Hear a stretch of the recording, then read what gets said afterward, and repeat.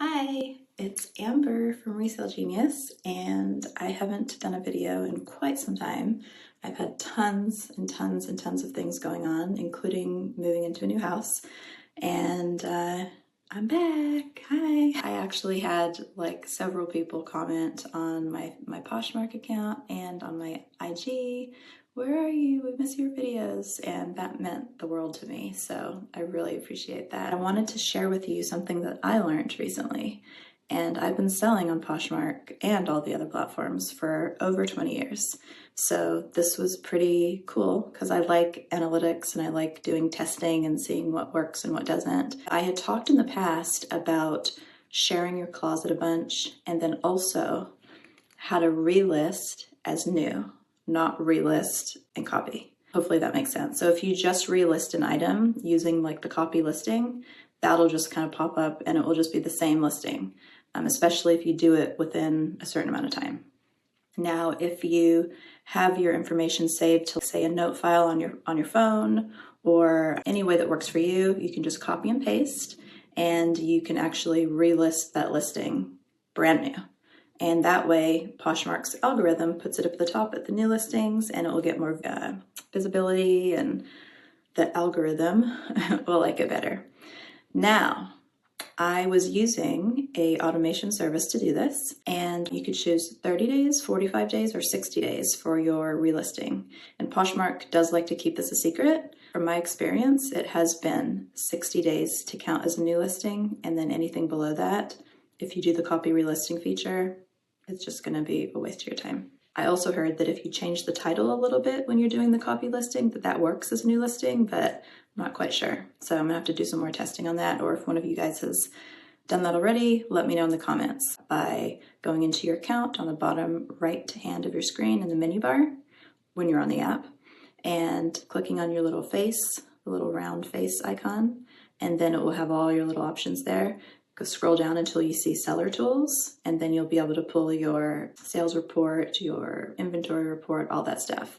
So you can see like how many days it's been listed, I believe, on the inventory report, and you can play around with that. So that's what I'm gonna do. But anyways, back to what I was talking about. I stopped using that method because honestly, I was just so busy and I cut the subscription off because I'm like, I have too much to deal with. But I did start Poshmark's Promote feature.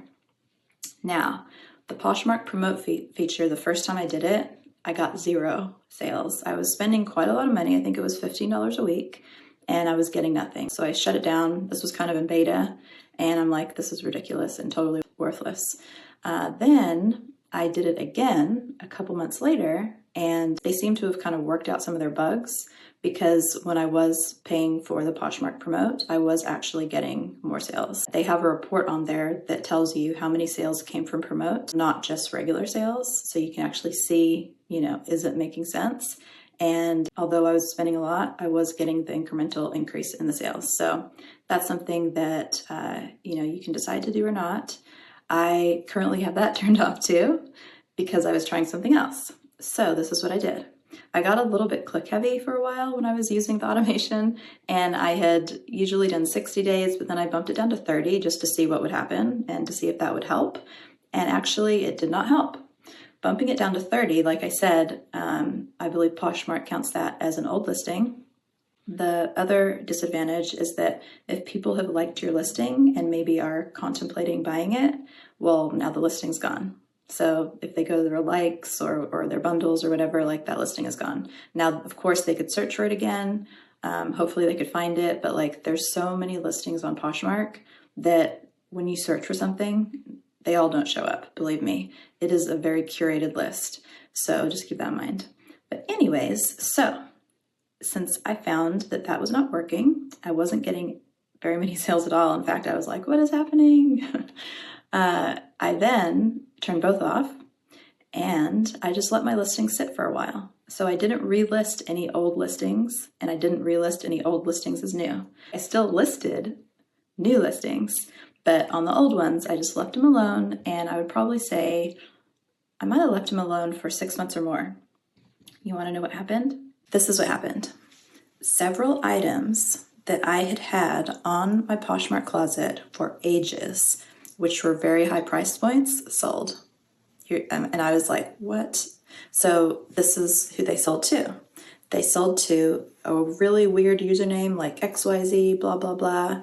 Sometimes it was a name, but it would have a blank profile picture. And if you clicked on the sale, it says user not found.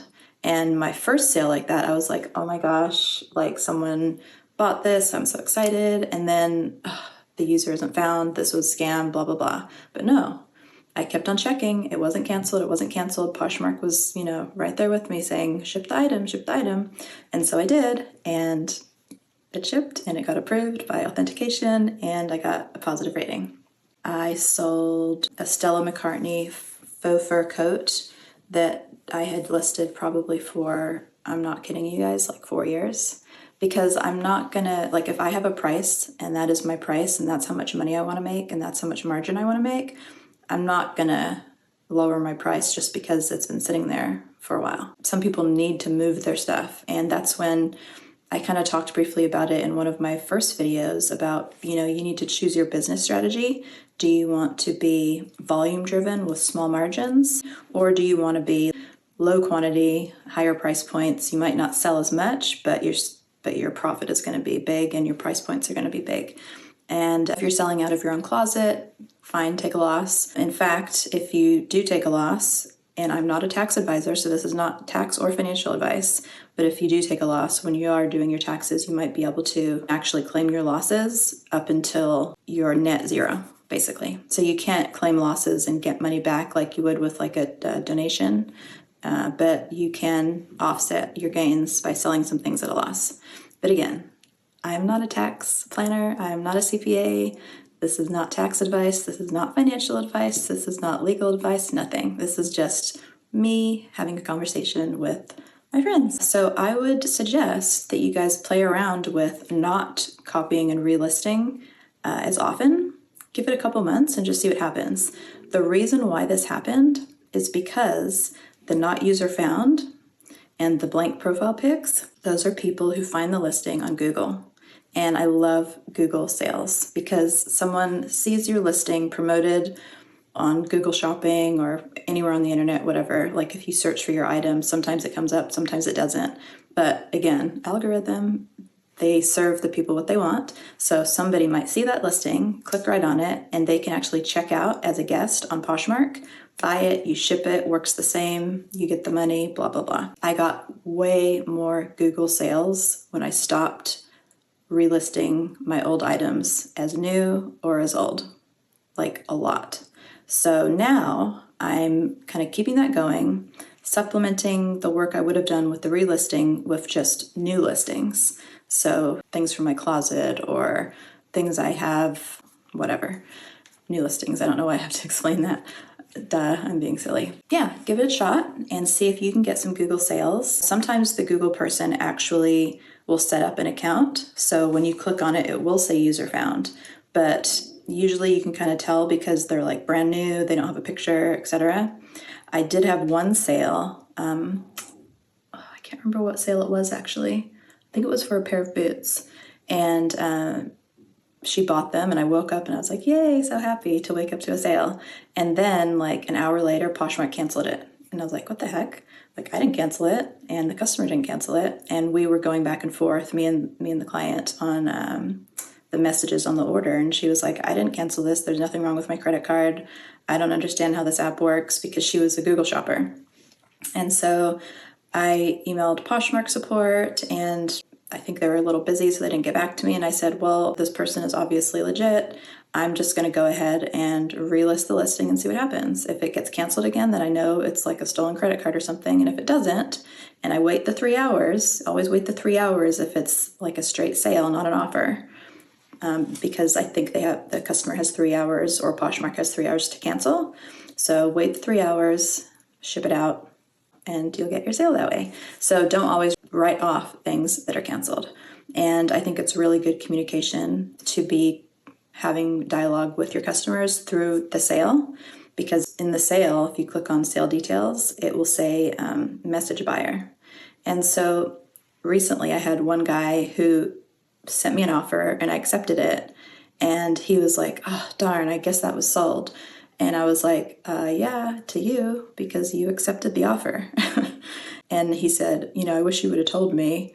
And it's like, not really how Poshmark works, but because we had that dialogue, I was able to explain, you know, I sent you an offer, you accepted it, and that automatically makes a sale, and it was you, it wasn't someone else, and he was all cool with it. So just a couple little tidbits, and I would love to hear from you guys in the comments what you want to hear about this year. Probably it's going to be a lot of Posh parties, I assume, and share parties, and some of the new features like Poshmark's new AI listing, which hopefully everybody has now. Hopefully it's not a beta, but basically when you do a new listing, you'll see you can do the old style or the new style. And the new style I really love. It's way quicker, but the downside is the description is crap. So I do have a video out there on SEO for Poshmark listings and how to get like ChatGPT to write your listings and descriptions, and even kind of putting them against one another, who writes the best description. I would use the new AI tool listing in Poshmark, but then for the actual description, I would still use either yourself and or ChatGPT. Gemini from Google is actually my favorite one right now. I think it is the most advanced, and they have tons of different levels, and like one of them is a brainstorm where you can actually just talk to them, and it's a real voice, and you could just be like, I don't know what to wear today. What do you think I should wear? Or I'm thinking about writing a report and I don't know what my topic should be. Like, and then you can just like talk in real time, like you're talking to somebody on the phone. Obviously that's not the best thing for Poshmark descriptions, but it is really cool. So hopefully that was a short and sweet little update. Thank you so much for following and subscribing and supporting me and missing me when I wasn't around. That just really, it means so much. I really appreciate it. That gives me the motivation to want to do the videos. And yeah, here I am. I'm back. If you are new, welcome. And it would mean a lot if you would like and also subscribe if you find these things interesting. All right, until next time, this has been Amber with Resell Genius. I hope you have tons of sales. Bye.